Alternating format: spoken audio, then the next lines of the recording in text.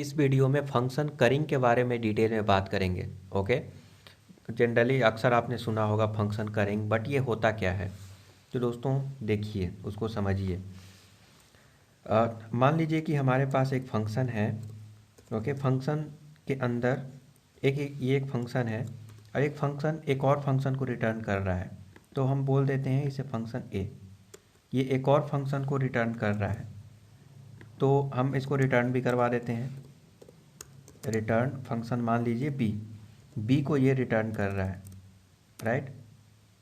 यहाँ पे लिखना पड़ेगा बी, फंक्शन बी को हम रिटर्न यहाँ पे करवा देते हैं। नाउ अब फंक्शन बी भी जो है किसी दूसरे फंक्शन को रिटर्न कर रहा है। ऐसा सिनारियो हो सकता है, ठीक है। वो फंक्शन है सी, राइट। अब दोस्तों यहाँ पे क्या होगा कि मान लीजिए कि आपका जो यहाँ पे पैरामीटर है, पैरामीटर आप मान सकते हैं X Y Z, X Y and Z. तो दोस्तों क्या होगा कि आप जो है ये जो फंक्शन है इसमें ऐसे पैरामीटर एक्स वाई जेड पास करने के बजाय अगर आप यहाँ पे एक्स केवल पास किए और इस वाले फंक्शन में वाई पास किए एंड थर्ड वाले फंक्शन में जेड पास किए, तो दोस्तों इस कंडीशन में क्या होगा, तो इसको हम लोग अच्छे से समझते हैं, ठीक है। तो एक्स वाई जेड पास किए और यहाँ पे जो फाइनल आपका रिजल्ट होगा, फाइनल जो आप इसे रिटर्न कर रहे हैं वो रिटर्न कर रहे हैं X plus Y plus Z. Just एक एग्जांपल मैं बता रहा हूँ, ठीक है। ये एक फंक्शन करिंग का एग्जांपल है।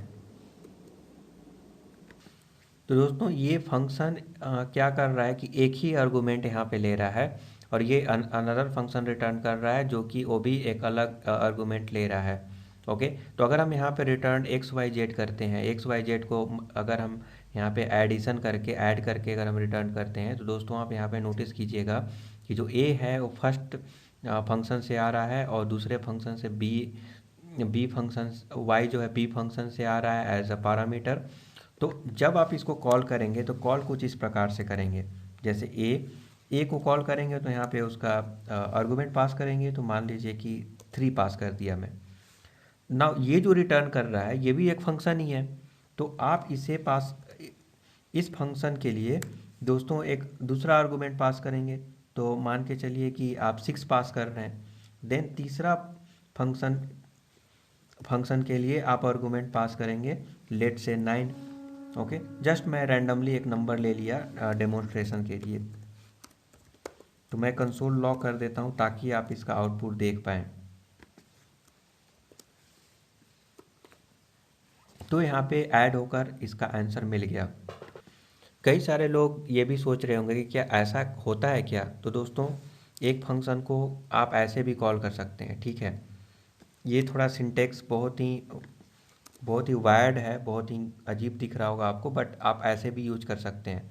फंक्शन रिटर्न किया, उसको दोबारा से फंक्शन इन्वोक किए, फिर से इन्वोक किए, क्योंकि जो रिटर्न हो रहा है वो भी एक फंक्शन है, फिर से इन्वोक किए। तो कुछ इस प्रकार से भी दोस्तों आप जो है फंक्शन कॉल कर सकते हैं। इसे फंक्शन करिंग बोलते हैं। ओके, यही है फंक्शन करिंग। नाउ इसका यूज केस अगर मैं बताऊं तो एक और है, ये भी तो एक यूज केस ही है, बट एक और है कि मान लीजिए कि आपको एरिया निकालना है जिसमें हाइट और विड्थ कांस्टेंट है, आपको मालूम है पहले से। ओके, एक चीज़ जो है चेंज हो रहा है, डेप्थ। तो ऐसे मानिए कि आपको एरिया निकालना है, हाइट पता है, हाइट कांस्टेंट है, बट विड्थ जो है वो चेंज होते रह रहा है। तो आप क्या करेंगे, पहले से ही आप हाइट के लिए आप पास करेंगे। मान लीजिए कि एक पैरामीटर आप पास किए, एक आर्गुमेंट पास किए और आपको आउटपुट मिल गया, उसे आप किसी वेरिएबल में स्टोर कर दिए। और वो जो वेरिएबल में स्टोर किए हैं दोस्तों, वो भी एक टाइप का, क्योंकि वो फंक्शन रिटर्न कर रहा है।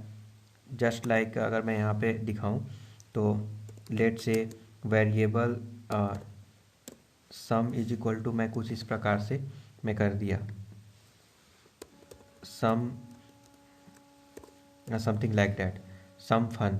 तो आप मान लीजिए कि एरिया निकाल रहे हैं, हाइट पहले से पता है, तो हाइट यहाँ पे as a parameter as argument आप डाल दीजिए, ठीक है। आपको जो रिटर्न मिलेगा वो भी एक फंक्शन मिल रहा है। नाउ आप अब आपके पास जो हाइट है वो पहले से सेट है, अब क्या सेट करना है, विड्थ। तो विड्थ यहाँ पे पास कर दीजिए, उसके लिए जो भी आर्गुमेंट आप पास करेंगे उसके अकॉर्डिंग आपको रिटर्न मिल जाएगा। ये तो कांस्टेंट है। अब जब कभी भी आपको इसका एरिया चाहिए और आपको विड्थ अलग अलग मालूम है, तो आप जस्ट अलग अलग विड्थ डालिए, आपको रिटर्न मिलेगा। ओके, तो ये रहा फंक्शन करिंग। आई होप कि आपको समझ में आ रहा होगा। अब इंटरव्यू में क्वेश्चंस इतना अ, ऐसे आ सकता है कि आप फंक्शन करिंग क्या होता है ये बताइए, तो आप इस एग्जांपल के थ्रू आप उनको बता सकते हैं, एक्सप्लेन कर सकते हैं। दोस्तों, एक यूनरी फंक्शन भी होता है। यूनरी फंक्शन क्या होता है कि फंक्शन जब एक ही आर्गुमेंट ले तो उसे हम यूनरी फंक्शन बोलते हैं। ओके, तो एक ये हो गया यूनरी फंक्शन। तो उस कभी कभी पूछ सकते हैं कि यूनरी फंक्शन क्या होता है। मैं यूनरी फंक्शन क्यों बोल रहा हूँ, क्योंकि ये जो मैं एग्जांपल बताया एग्जैक्टली एक ही आर्गुमेंट यहाँ पे पास हो रहा है।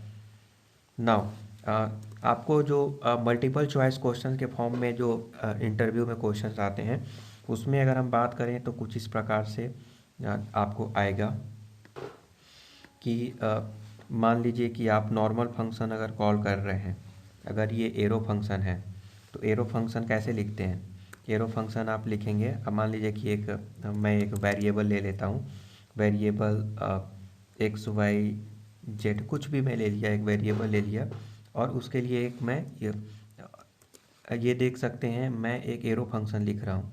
ठीक है, तो कुछ इस प्रकार से सिंटैक्स यूज कर सकते हैं।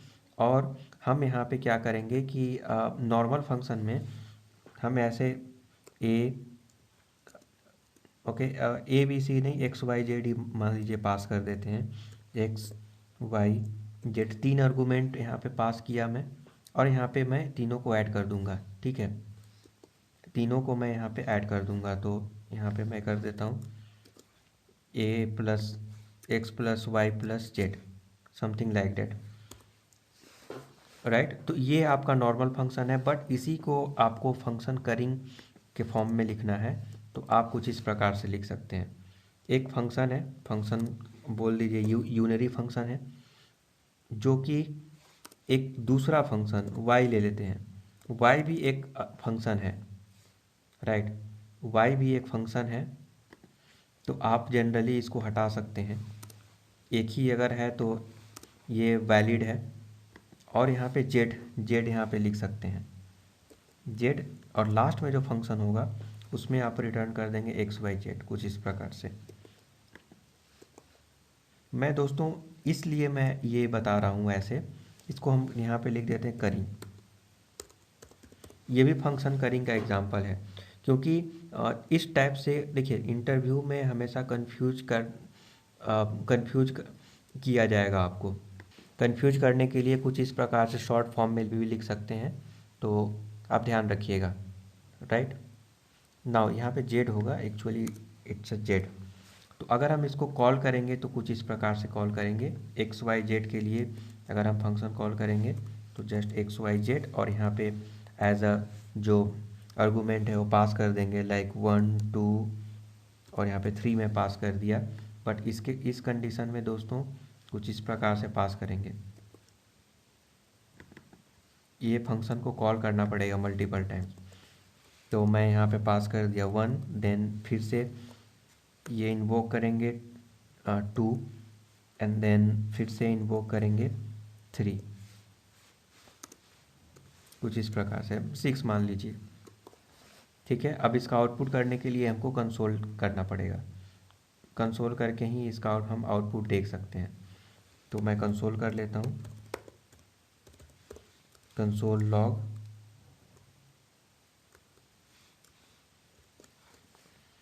और मैं इसके लिए भी कर लेता हूँ कंसोल लॉग क्विकली।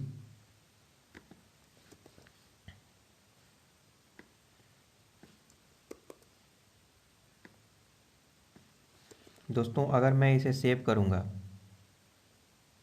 ओके, अगर मैं इसे सेव करूँगा तो इसका आउटपुट क्या आएगा आप मुझे बताइएगा। दोस्तों इसका आउटपुट परफेक्टली फाइन आ रहा है, और अगर ये कॉलिंग को मैं रिमूव कर दूं तो हमारा जो आउटपुट आएगा तो एक्स वाई जेड आ रहा है।